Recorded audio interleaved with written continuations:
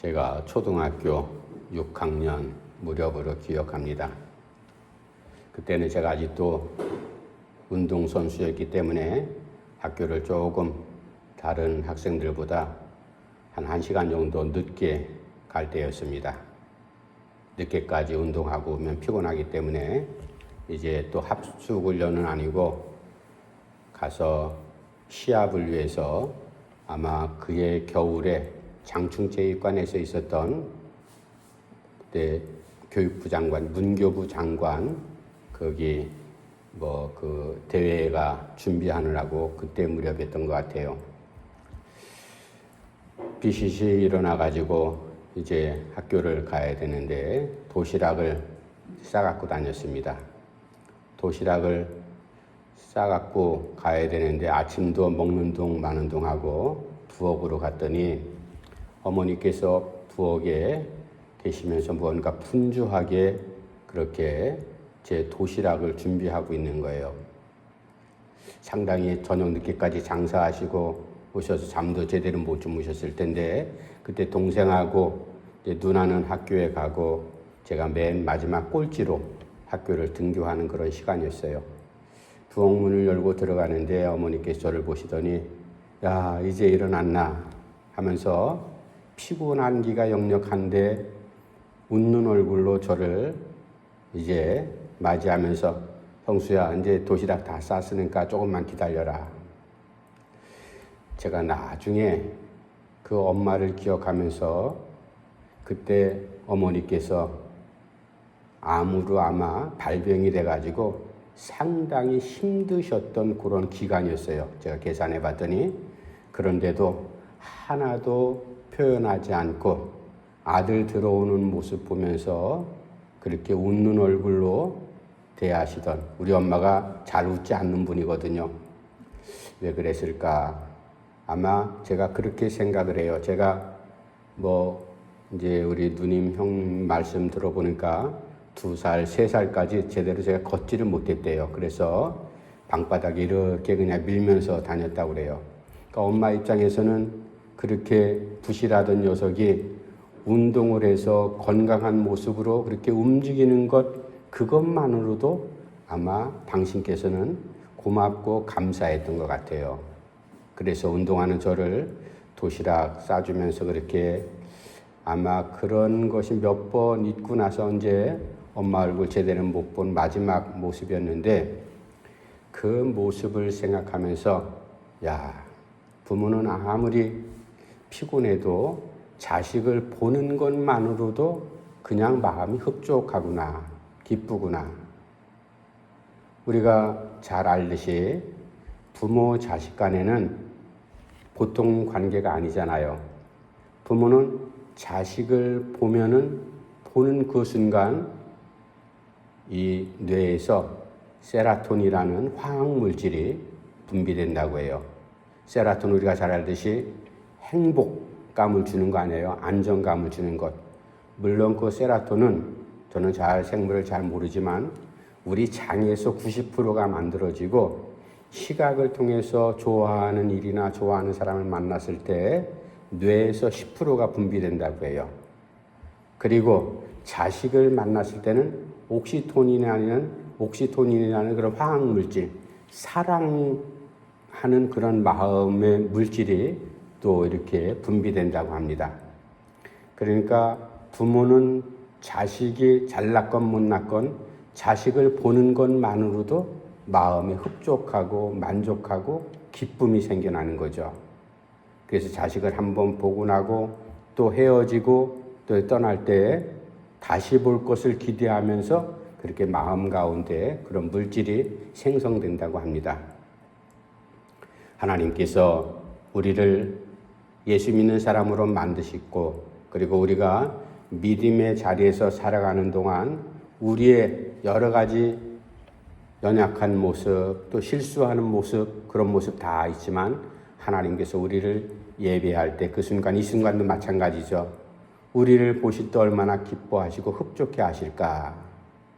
물론 하나님의 마음을 아프게 하고 철부지 자식처럼 부모의 마음을 갈기갈기 이렇게 모나게 아프게 하는 그런 자식이 있듯이 우리 신앙인 가운데도 그런 사람들 많이 있을 겁니다. 그럼에도 불구하고 하나님 앞에 겸손하게 하나님 부족한 이제 죄인입니다. 용서해 주시고 새 힘을 주십시오.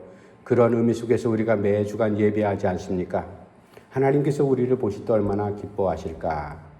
예수님께 십자가에 달리시고 부활하시고 승천하시고 난 다음에 제자들이 이곳저곳 흩어져서 복음을 전하기 시작을 합니다. 이제 요한도 마찬가지로 소아시아에 흩어져 있는 여러 교회 성도들에게 오늘 본문 말씀 4절에 있듯이 우리의 기쁨이 어디로부터 나오는가? 내가 이것을 쓰면 기쁨이 충만케 하려 함이라.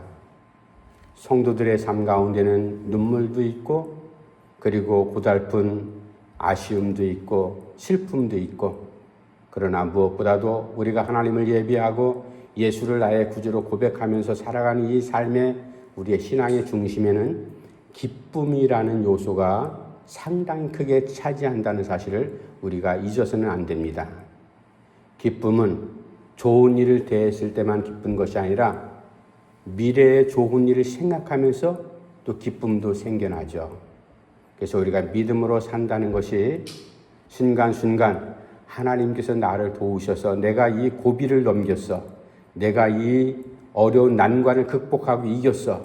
그럴 때 기쁨이 생깁니다. 또 그리고 난 다음에 하나님께 나에게 이러한 상급을 주시고 나에게 이런 선물을 주실 거야. 라는 미래에 대한 소망을 갖고 우리가 기쁨으로 하루하루를 그렇게 살아갑니다. 이제 오늘 한 해의 절반을 지난 이 시점에 우리가 6개월 동안 정말로 쏜살같이 빨리 지나지 않습니까? 물론 유치원 철부지 아이들은 왜 하루가 이렇게 빨리 안 지나갈까? 빨리 그래서 어른이 되고 형이 되고 누나가 되고 싶은데 그러나 나이가 조금씩 들어가면서 1년 지나는 게 그렇게 빠른 속도로 지나는 것 우리가 다 아는 바 아닙니까? 6개월 동안 지나오면서 우리가 하나님 앞에 어떤 모습으로 살았는지 우리 마음 가운데 슬픔이 더 컸는지 기쁨이 있었는지 다시 한번 돌이켜보면서 오늘 요한을 통해서 우리에게 들려주신 하나님의 음성 너희 가운데 기쁨이 충만케 되기를 원한다. 그리고 그 기쁨은 어디로부터 출발할 것인가? 고통은 살점을 꼬집었을 때 통증을 느끼면 고통을 느끼죠. 기쁨은 맛있는 것을 먹거나 좋은 것을 보면 눈으로 손으로 만졌을 때 기쁨을 느끼게 됩니다. 이제 우리의 신앙적인 삶도 마찬가지죠. 세상에는 수많은 사람들이 살아가고 그 수많은 사람들이 취미도 모양도 하는 일도 다 다릅니다. 그러나 기쁨이라는 건 동일한 거죠.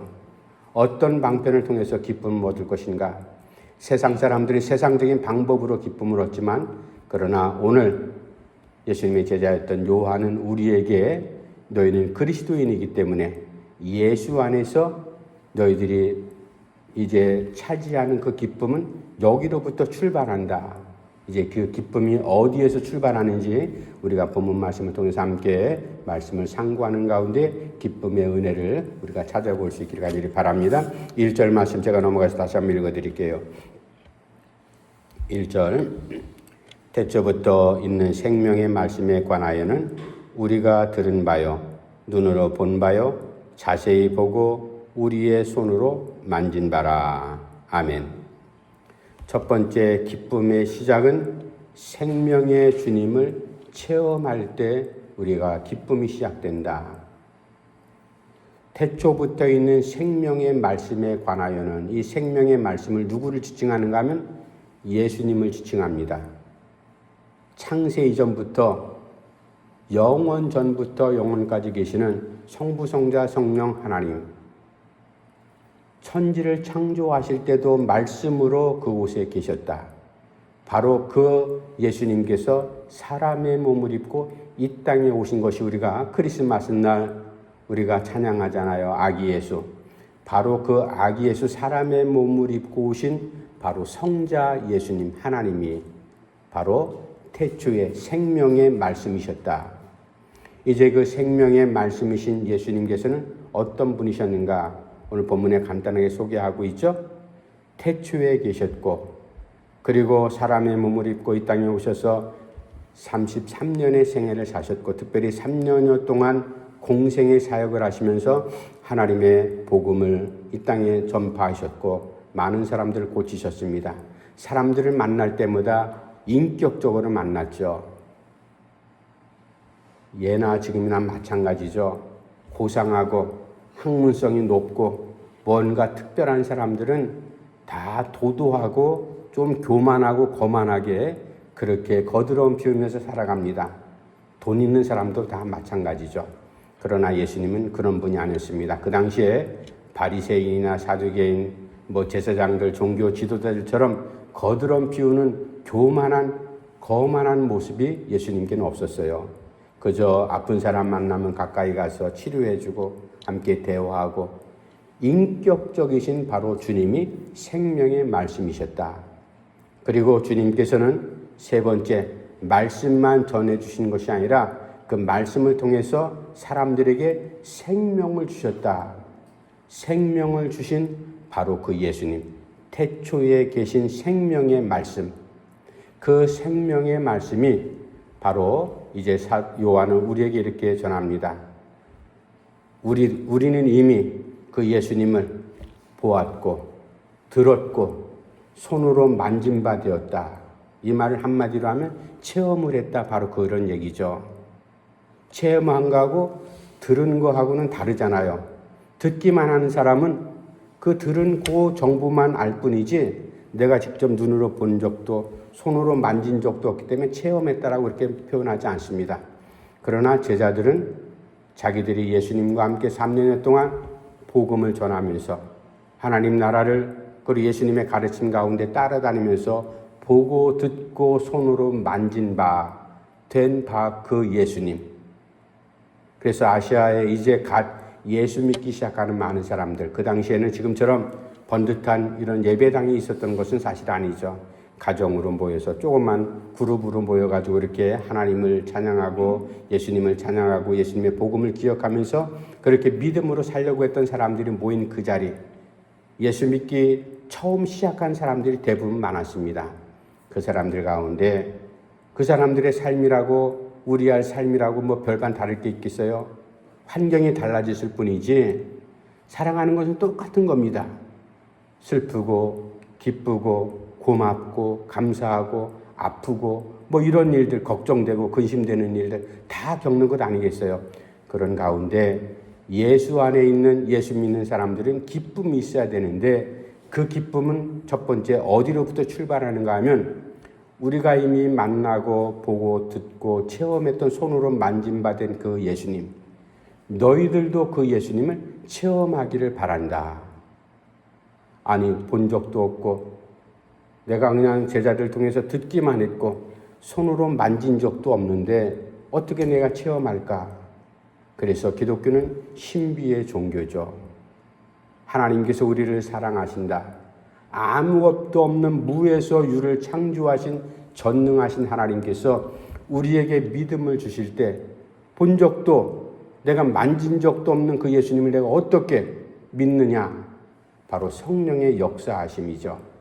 이제 오늘 본문 말씀 요한을 통해서 초대교회 아시아에 흩어진 많은 교회 성도들에게 여러분들 마음 가운데 살아가는 게 얼마나 힘듭니까? 예수님을 찬양하고 예배하는 모임, 여러분들 한번 모이려면은 얼마나 눈치도 봐야 되고 또 생업도 포기해야 되고 여러 가지 양보도 해야 되고 또 조심해야 되고 여러분들 핍박하는 사람들이 사방에 도처에 있는데 그 사람들의 눈을 피해서 모이려고 하는 이 모임 자체가 얼마나 힘듭니까? 자식도 키워야죠. 가정도 꾸려가야죠. 여러 가지 상황, 우리가 겪는 바하고 다 같습니다. 그러나 여러분들 가운데 기쁨이 있어야 됩니다. 그 기쁨이 있을 때 여러분들이 예수님을 잘 믿을 수가 있고 예수님의 복음이 무엇인지를 깨달을 수가 있는데 그 기쁨은 여러분들 눈으로 본 적도 손으로 만진 적도 없고 우리에게 그저 들은 것밖에 없지만 여러분들도 우리와 똑같이 체험할 때 여러분들 가운데 예수님께 주시는 기쁨, 하나님께 주시는 기쁨이 넘쳐나기를 바랍니다. 바로 이것을 전하고 있어요. 우리가 신앙생활하면서 간증하는 사람들, 내가 신기한 거 체험했다. 그렇게 고백하잖아요.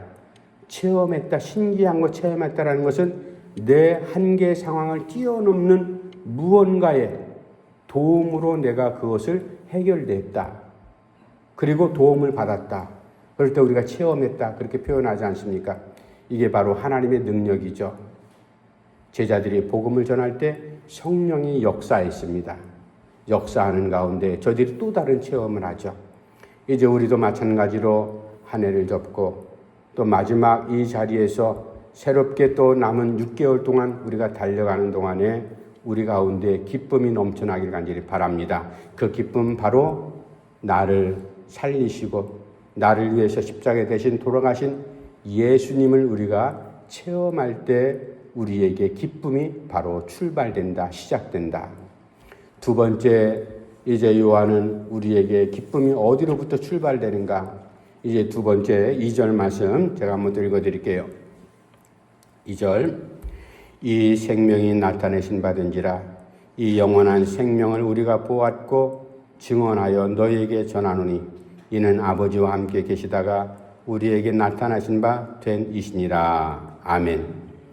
두 번째 기쁨의 출발은 어디로부터 시작되는가 하면 우리가 예수님, 생명의 말씀이신 예수님을 체험할 때 기쁨이 우리에게 솟아나듯이 두 번째는 그 생명 되신 주님을 우리가 증언할 때, 복음을 전할 때 우리에게 기쁨이 시작된다. 이 상당히 중요한 말씀이에요. 그 당시에 사도들, 지금의 전 세계에 퍼져 있는 기독교 선교사들이 있잖아요. 그분들은 초대교회 당시 사도들이나 제자들처럼 복음을 전하는 선교사들과는 또 다른 입장이 달랐어요. 물론 전하는 목적, 그 내용물은 똑같았지만 그러나 상황이, 환경이 달랐다 이겁니다. 제대로 쉴 곳이 있었겠어요? 누가 마음껏 도와주는, 보조해주는 선교비가 있었겠습니까? 그들을 보호해주는 치안이 이렇게 조성된 곳이 있었겠어요? 모든 것들이 위험한 상황에 노출되어 있는 그런 제자들, 사도들, 이제 그들이 복음을 전할 때 여러 가지 어려운 일을 정말로 수도 없이 많이 당했습니다. 결국은 가룟 유다를 제외하고 모든 새롭게 세워진 마띠아를 포함해서 모든 12명의 제자들이 다 복음 전하다가 순교하잖아요. 순교자가 되기 전까지, 예수님께 십자가에 달리기 전까지 예수님을 따라다녔을 때는 기쁨으로 아마 뭔가 기대감 속에서 예수님을 따라다녔을 겁니다. 저분이 메시아? 우리 유대인들, 이스라엘 백성들 모두가 다 수백 년 동안 기다려왔던 그 메시아 맞는다면 무언가 큰 일이 분명히 일어날 거야. 내가 저분을 따라다니면 무언가 나도 한 자리 보장되겠지? 아마 인간적으로 그러한 기대감 속에 예수님을 따라다녔을 거예요. 공생의 3년 동안 예수님께 행하시는 여러 가지 이적들, 표적들, 말씀을 듣지 않았습니까? 신기하거든요. 시각장애인이 눈이 떠지고 죽었던 사람이 다시 살아나고 병자들이 고침받고 여러 가지 놀라운 일들 가운데 마음이 상당히 익사이팅했을 거예요. 흥분되고 이게 정말로 무언가 새로운 일이 펼쳐지지 않을까. 그러다가 결국에는 갈수록 뭔가 새로운 일이 조그맣게 시작됐으면 불이 더 커져서 확 세상을 변화시키는 그러한 일이 일어나야 될 텐데 예수님께 시간이 갈수록 자꾸만 쪼그라드는 것 같은, 마지막에는 요즘 우리가 수요일마다 요한복음 말씀 참고하지 않습니까?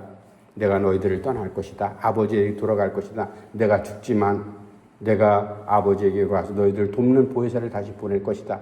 여러 가지 이해할 수 없는 그런 말씀을 하십니다. 결국은 십자가 사건 앞에서 제자들이 다 뿔뿔이 흩어져 버리지 않습니까? 나약한 인간의 모습이 그대로 나타나는 모습이죠. 그리고 이제 십자가에 달려서 3일간 정말로 다 실망하고 포기했을 거예요.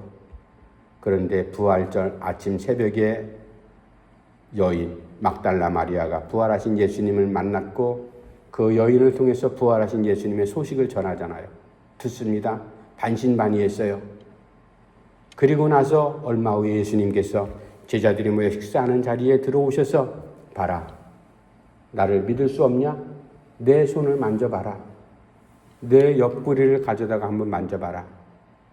예수님께서 부활하신 모습으로 제자들에게 나타나실 때 눈으로 보고 손으로 만진 바 되고 분명하게 이것보다 더 확실한 체험은 없잖아요.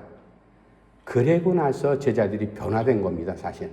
야, 우리가 기다렸던 메시아 왕국이라는 게 나라가 전복이 돼가지고 무슨 로마 정부를 뒤엎는 전쟁을 치러서 새롭게 일어나는 그러한 나라가 아니었구나.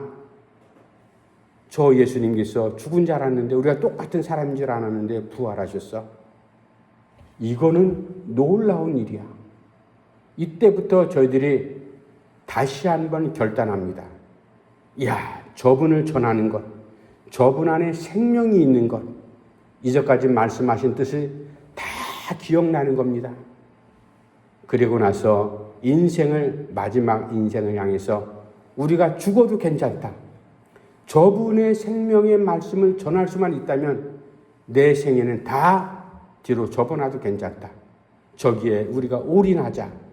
그렇게 증언했던 것이 바로 제자들의 제2편 후반부의 삶 아니었습니까? 그렇게 복음을 전했더니 생명되는 그 기쁨이 계속 흘러가더라. 우리도 예수님의 부름을 받고 예수님을 따라다녔고 예수님을 체험했고 그리고 예수님의 부활을 우리가 체험했을 때 우리에게 놀라운 소망과 기쁨이 생겼듯이 사랑하는 성도 여러분, 여러분들도 믿음 생활하는 게 쉬운 일은 절대로 아닙니다. 그러나 생명의 말씀이신 예수께서 우리에게 소망을 주셨습니다. 십자가가 소망이고 부활이 우리의 미래에 대한 소망입니다. 그 안에 생명이 있습니다. 이것을 전달을 해줬거든요. 우리가 잘 아는 로마 황제 가운데 가장 고약했던 네로 황제 우리가 다 알잖아요. 네로 황제 시대에 이 네로가 자기를 숭배하지 않고 하나님을 경배하고 예수님을 숭배한다는 기독교인들의 상당히 미워했어요. 그래서 화제도 아마 인위적으로 자작극이라고 하는 이제 설도 있지만 어쨌든 로마에 대화재가 일어났어요. 화재의 원인을 누구에게 다 그렇게 뒤집어 씌웠는가 하면 저 못된 예수쟁이들이 불을 냈다. 그렇게 뒤집어 씌웠어요. 그랬더니 모든 로마 시민들이 그래? 저놈들을 가만히 두서는 안 되지.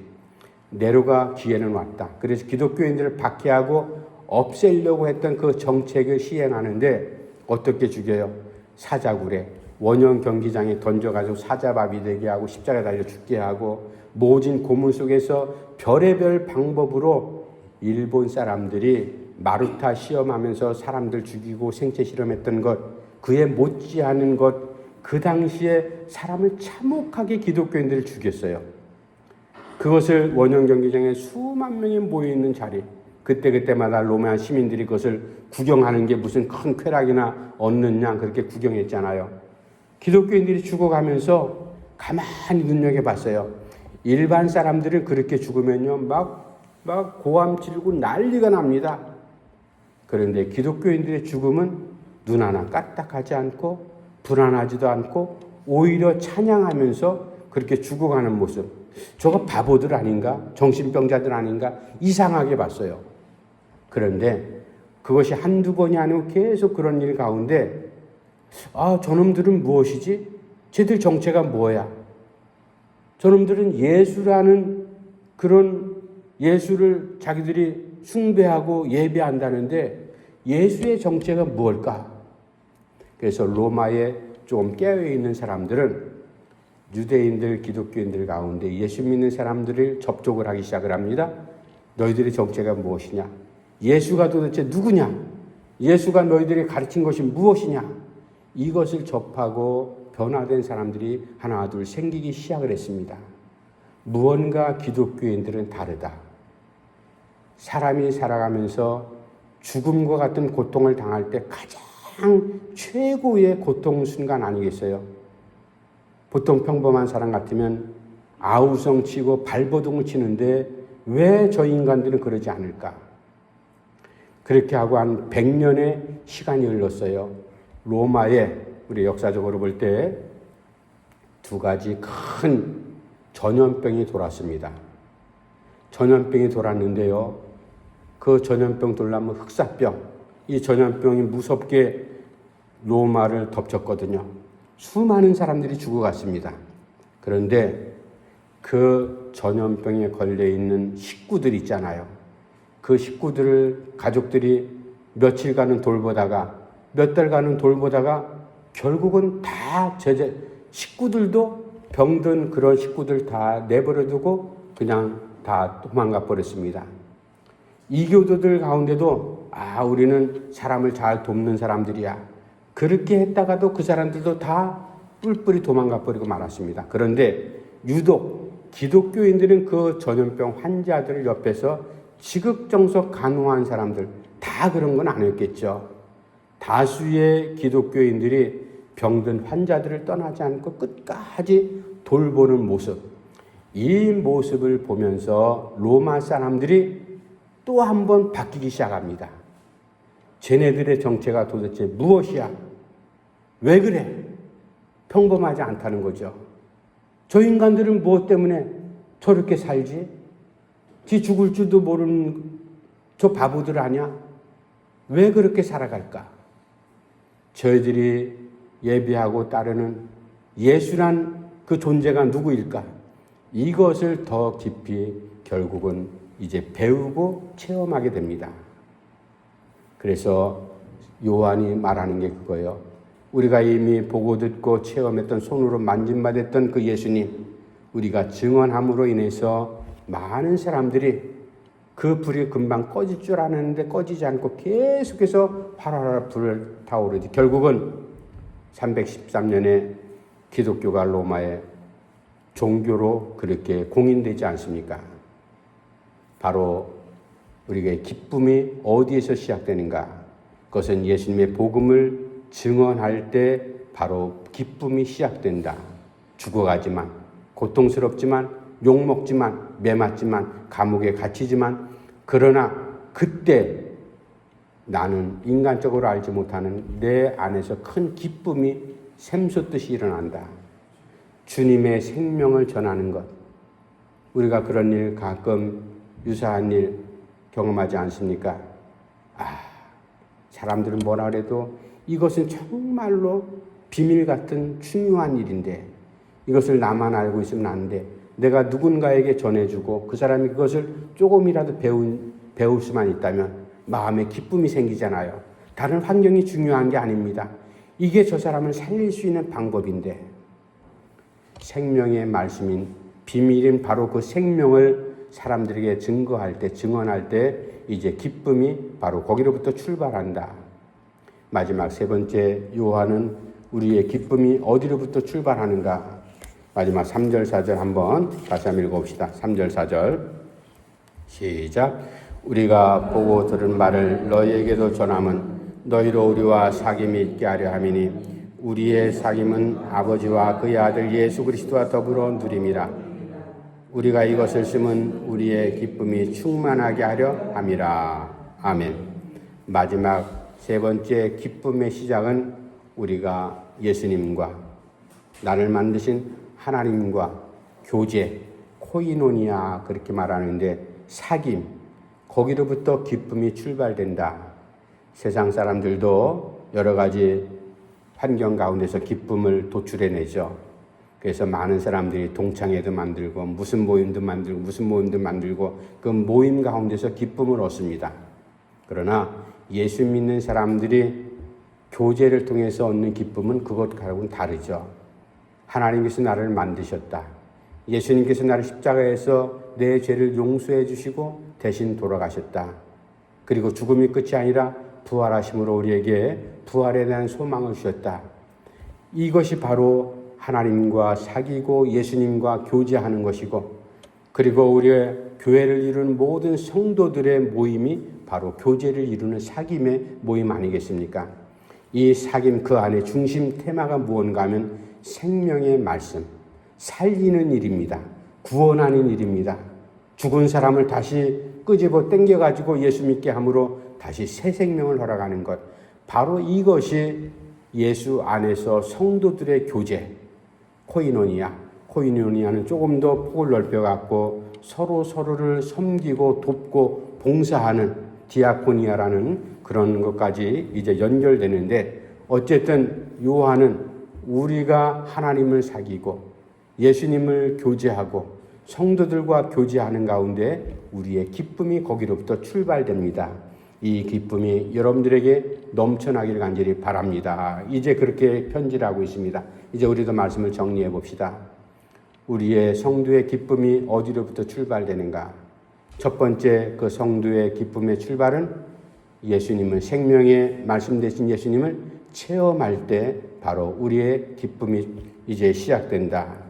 그리고 생명의 말씀이신 주님을 증언하고 증거하고 전할 때 우리의 기쁨이 출발된다. 마지막, 주님과 하나님과 성도들과 아름다운 성도의 교제를 이룰 때 우리의 기쁨이 그 안에서 넘쳐난다. 이 기쁨이 이제 6개월 동안 살아오면서 우리가 힘들었지만 또 남은 6개월 동안 달려갈 때 이 기쁨을 힘으로 해서, 근원으로 해서 우리가 새롭게 또 달려갈 수 있는 그러한 말씀이 꼭 되기를 간절히 바랍니다. 기도합시다. 하나님 아버지, 늘 감사함을 드립니다. 우리 하나님이 나간 저희들 사랑하셔서 믿음의 자리에 세우시고 여러 가지 삶의 상황 가운데서 어렵고 힘든 일이 있지만, 그러나 우리가 예수님을 믿는 그것 때문에 우리 마음 가운데 기쁨을 허락하시니 감사함을 드립니다. 이 기쁨 나만 누리는 것이 아니라 나와 함께 살아가는 주변의 많은 사람들과 함께 나누면서 그 기쁨을 또 전할 수 있는 그러한 은혜도 허락해 주시옵소서. 예수님의 이름으로 간절히 기도하옵나이다. 아멘. 찬송가 288장 찬송하시는 준비